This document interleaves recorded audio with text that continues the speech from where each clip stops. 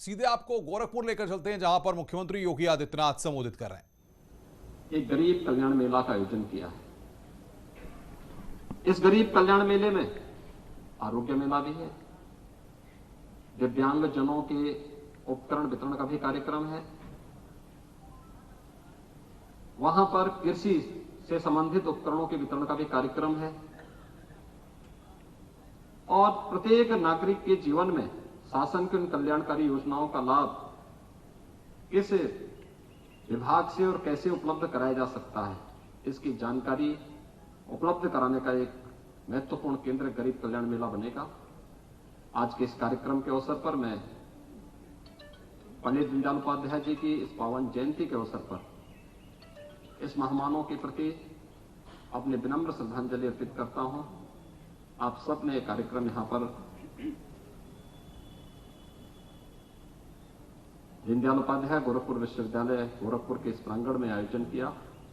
महानगर इकाई को इस आयोजन के लिए हृदय से धन्यवाद देते हुए आप सबके प्रति अपनी शुभकामनाएं देता हूं।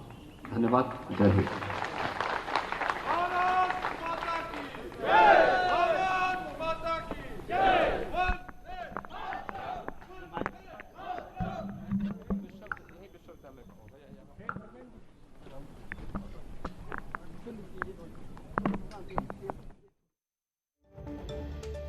तो गरीब कल्याण मेले की शुरुआत यहां पर उत्तर प्रदेश के मुख्यमंत्री योगी आदित्यनाथ के द्वारा की गई है। यह जानकारी हम आपको दे रहे हैं। आरोग्य मेले का भी शुभारंभ किया गया है।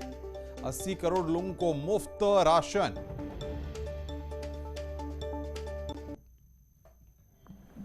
तो गरीब कल्याण मेले की शुरुआत यहां पर की गई है। ये तस्वीरें भी हम आपको दिखा रहे हैं आपकी स्क्रीन पर।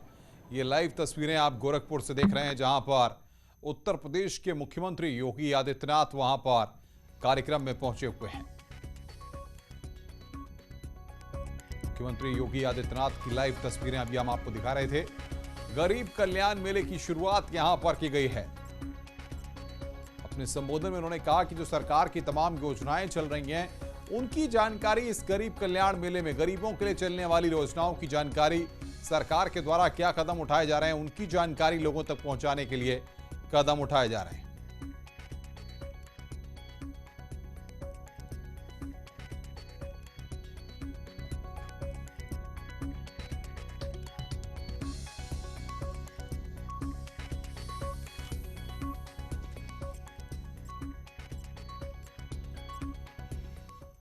आगे बढ़ते हैं। सुपरटेक लिमिटेड ने नोएडा में 40 मंजिला 2 टावरों एपेक्स और साइन को गिराने के आदेश के खिलाफ सुप्रीम कोर्ट में पुनर्विचार याचिका दायर की है। कोर्ट में दायर पुनर्विचार याचिका में सुपरटेक ने कहा है कि उन्होंने विवादित टावरों के निर्माण में नोएडा के सभी बिल्डिंग बायलॉज को पालन किया है और टावरों के निर्माण में सभी जरूरी अनुमति ली गई थी। सुप्रीम कोर्ट ने 31 अगस्त को सुपरटेक के दोनों टावरों को बिल्डिंग बायलॉज के खिलाफ ठहराते हुए उन्हें गिराने के इलाहाबाद हाईकोर्ट के अप्रैल 2014 के आदेश को बरकरार रखा था।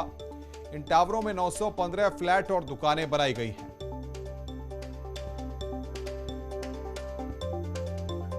तो ट्विन टावर केस से जुड़ी बड़ी खबर इस वक्त की। नोएडा से निर्माण में अथॉरिटी से अनुमति ली, कोई भी अनुमति अवैध नहीं है। ट्विन टावर मामले में सुप्रीम कोर्ट पहुंचा है सुपरटेक।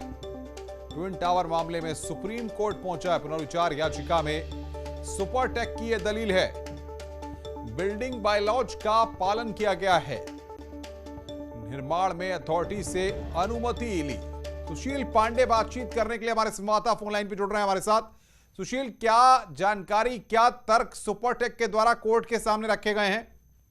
जी देखिए अनुपम जी, साफ तौर से सुपरटेक ने फिलहाल 31 अगस्त के उस ऑर्डर को लेकर एक बार दोबारा सुप्रीम कोर्ट का रुख किया है पुनर्विचार याचिका के तौर पर, और उन्होंने सुप्रीम कोर्ट में पुनर्विचार याचिका दाखिल करके सुप्रीम कोर्ट के अपने पुराने आदेश पर विचार करने की मांग की है। हालांकि उनकी तरफ से ये कहा गया है कि सुपरटेक ने तमाम जो तय नियम थे उनका पालन किया है और जितनी भी बिल्डिंगें फिलहाल नोएडा में बनी हैं उन तमाम बिल्डिंगों में नियमों का पालन कराया गया है। लिहाजा सुप्रीम कोर्ट अपने उस पुराने फैसले पर दोबारा समीक्षा करे हालांकि इससे पहले भी यूपी सरकार ने सुप्रीम कोर्ट के द्वारा जब यह आदेश जारी किया था तो जो तमाम नॉर्म्स का पालन नहीं किया था उसको लेकर एक कमेटी का गठन किया था, जिसमें यह देखा गया था कि क्या वाकई सुपरटेक ने जो 2 बिल्डिंगें बनाई हैं क्या वो वाकई उनमें अनियमितता बरती गई है या नहीं बरती गई है। दूसरा कि नोएडा अथॉरिटी के तमाम जो लोग हैं जो तय नियमों को किनारे रख के उन्होंने सुपरटेक यानी कि तमाम जो बिल्डर्स हैं उनको एक लाइसेंस प्रोवाइड किया और ये कहा कि आप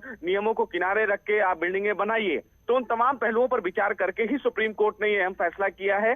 बहरहाल अब सुप्रीम कोर्ट में एक बार दोबारा सुपरटेक पहुंचा है और इस उम्मीद से पहुंचा है कि शायद सुप्रीम कोर्ट दोबारा उस फैसले पर समीक्षा करे और शायद उन्हें राहत प्रदान करे। लेकिन अब देखना बेहद अहम होगा कि सुप्रीम कोर्ट जब दोबारा पुनर्विचार याचिका पर सुनवाई करता है तो क्या सुपरटेक की तमाम दलीलों को मानता है या नहीं। लेकिन इससे पहले भी सुपरटेक के तमाम दलीलों को दरकिनार करते हुए सुप्रीम कोर्ट ने कहा था कि जो बायर्स हैं उनके अधिकारों की रक्षा के लिए ये बेहद जरूरी है कि उन तमाम जो बिल्डिंग है उनको गिराया जाना बेहद जरूरी है, क्योंकि सुपरटेक ने नियमों का पालन नहीं किया था और जो ग्रीन लैंड था वहां पर बिल्डिंग बनाया था जो फिलहाल उन तमाम एरिया के पार्क को सवाल ये खड़ा होता है सुशील की सारी अनुमति ली गई नोएडा अथॉरिटी से, बिल्डिंग बायलॉज का पालन किया गया। सुपरटेक जब ये बात कह रहा है ऐसे में तो नोएडा अथॉरिटी सवालों के घेरे में आती है। फिर बिल्कुल अनुपम जी, आप सही कह रहे हैं कि जिस तरह सुपरटेक अब दोबारा यहाँ पर पहुंचा है निश्चित रूप से उन तमाम अथॉरिटी के अधिकारियों पर एक बड़ा सवाल भी खड़ा होगा कि आखिर अगर सुपरटेक ये दलील दे रहा है कि उसने तय नियमों के आधार पर बिल्डिंग बनाई है तो आखिर वो नियम क्या थे, और अगर वो नियम सही थे तो नोएडा अथॉरिटी के तमाम अफसरों ने उन्हें किस पैमाने पर परमिशन दी है। तो इसीलिए फिलहाल सुपरटेक ने एक बार दोबारा सुप्रीम कोर्ट का रुख किया है। अनुपम, अब ये देखना बेहद अहम होगा कि सुप्रीम कोर्ट सुनवाई करेगा तो क्या सुपरटेक की इस दलीलों से संतुष्ट होता है, क्या नोएडा अथॉरिटी को दोबारा रिकॉल करता है और ये पूछता है कि जो बातें सुपरटेक की तरफ से कही जा रही है उनमें सच्चाई कितनी है।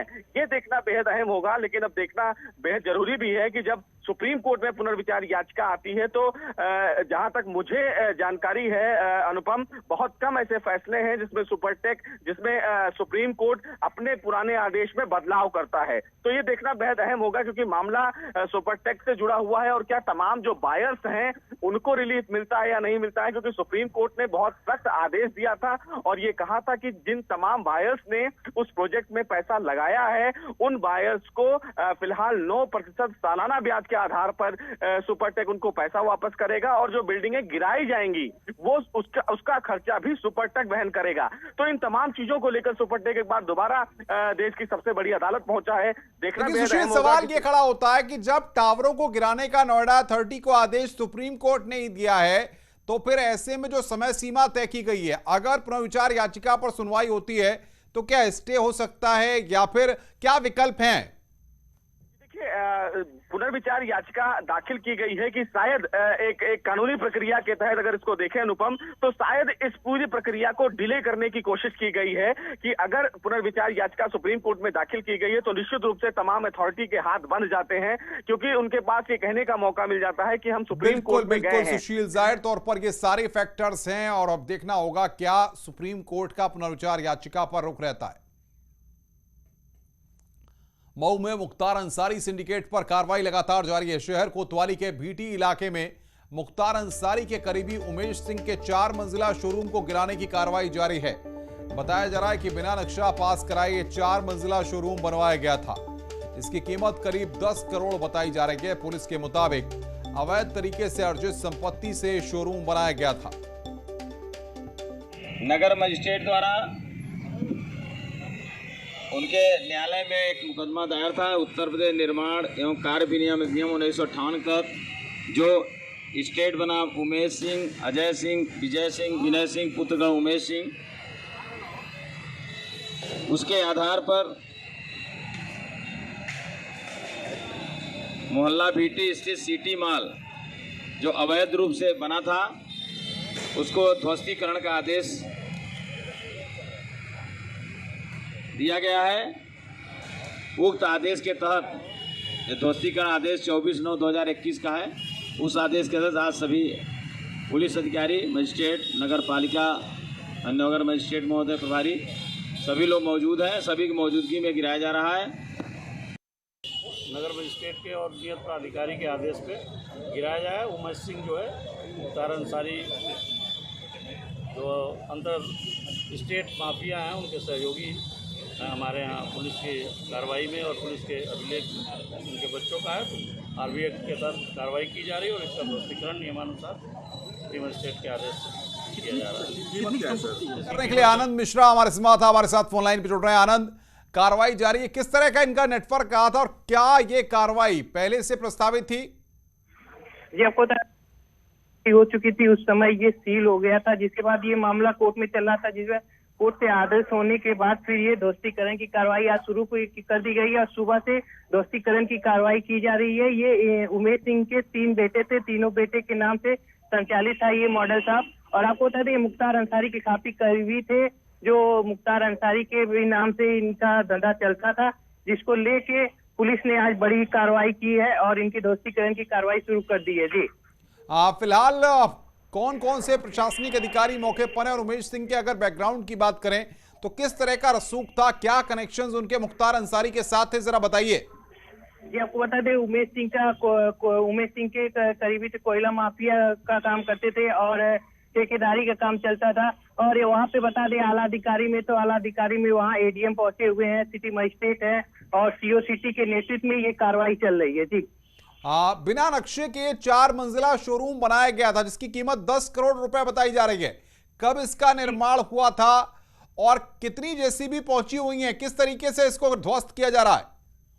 जी, आपको बता दें ये लगभग 8-10 साल से ये निर्माण का कार्य हुआ था, जो मॉडल शॉप चल रहा था उसमें करीब 5 साल से। और आपको बता दें ये ध्वस्तीकरण की कार्रवाई वहाँ पे एक बुलडोजर चल रहा है, जिसके अगल बगल दोनों तरफ मकान होने की वजह से काफी दिक्कत हो रही है, जिसकी वजह से धीरे धीरे करके उसको ध्वस्तीकरण की कार्रवाई की जा रही है, जिससे और कोई क्षति ना हो। जी बहुत बहुत शुक्रिया आनंद आपका हमारे साथ जुड़ने के लिए। आनंद मिश्रा हमारे संवाददाता मऊ से इस वक्त की बड़ी खबर पर हमें अपडेट दे रहे थे। कानपुर में खुफिया एजेंसियों का डेरा है। आपको बता दें कि आतंकियों की गिरफ्तारी में बड़ा खुलासा हुआ है। कानपुर से खरीदा गया था असला। कानपुर के कई इलाकों में छापेमारी जारी है। एटीएस एनआईए की टीमों का छापा है। चमनगंज, जाजमऊ समेत कई इलाकों में छापा पड़ा है। बड़ी खबर इस वक्त निकल के सामने आ रही है। इस वक्त की ब्रेकिंग न्यूज हम आपको बता रहे हैं। कानपुर में खुफिया एजेंसियों का डेरा है। कानपुर के कई इलाकों में छापेमारी जारी है और इस बड़ी खबर को ब्रेक किया है कानपुर से हमारे संवाददाता अमित गंजू ने। अमित गंजू हमारे साथ बातचीत करने के लिए फोन लाइन पर जुड़े हुए हैं। अमित, क्या जानकारी आपको मिल पा रही है? कौन कौन सी एजेंसियां पहुंची है और किस तरीके से इनके नेटवर्क को खंगाला जा रहा है? देखिए अनुपम जी, मैं आपको बताना चाहूंगा कि दिल्ली की स्पेशल ब्रांच और यूपी एटीएस की एक ज्वाइंट ऑपरेशन की वजह से 6 आतंकी, जिनकी एक बड़ी योजना जिन्होंने बनाई थी, वो नाकाम हुई। उसके बाद से जब हुमैद प्रयागराज से पकड़ा गया, उसका सीधा कानपुर कनेक्शन मिला। एक तो हुमैद के रिलेटिव्स यहाँ हैं रावतपुर गांव में, उनसे पूछताछ हुई। दिल्ली स्पेशल ब्रांच ने, एटीएस ने, एनआईए ने और पिछले कई दिनों से एनआईए और यूपी एटीएस ने कानपुर में डेरा डाला है। हमारे सूत्र बता रहे हैं कि रावतपुर गांव, चमनगंज, बेगनगंज, इफ्तिखाराबाद, नाला रोड, तेजबाग, जाजमऊ, डिफेंस कॉलोनी ऐसे तमाम क्षेत्र हैं जहाँ छापेमारी चल रही, क्योंकि जिस प्रकार से गाड़ी मिली और जिस रिवॉल्वर का जिक्र हो रहा है वो असला भी कानपुर से प्रोवाइड कराया गया था। ये चीज हमारे सूत्र इसकी पुष्टि कर रहे हैं और हमारे पास जो इसकी जानकारी है इसका बहुत जल्द एजेंसीज भी खुलासा करेंगी। और यूपी एटीएस कानपुर पुलिस के संपर्क में, जिसके बाद से कानपुर पुलिस ने भी अपना पूरा दायरा बढ़ाया है। इंटेलिजेंस की टीम सीपी के नेतृत्व में एडिशनल सीपी आकाश कुल्हारी ने भी अपनी टीम्स लगाई। कानपुर के पुराने 6 थानेदार जो तेज सर्राट रहे, जिन्होंने पिछली बार जो यहाँ आतंकी संगठन के लोग पकड़े गए थे, चकेरी थाने के थे, जाजमऊ क्षेत्र के एक चौकी इंचार्ज रहे, यहाँ तक कि नौबस्ता और पंकी के भी पूर्व एक दरोगा को भी इस टीम के साथ लगाया गया ताकि फैक्ट्स उभर के सामने। अमित, सवाल यह होता है कि आतंकियों की शरण स्थली कानपुर लगातार बनता जा रहा है। पिछले 3 साल के रिकॉर्ड्स देखे जाएं तो ये आंकड़े इस बात की गवाही देते हैं। आखिर एजेंसियां उस नेटवर्क को क्यों नहीं भेद पा रही हैं?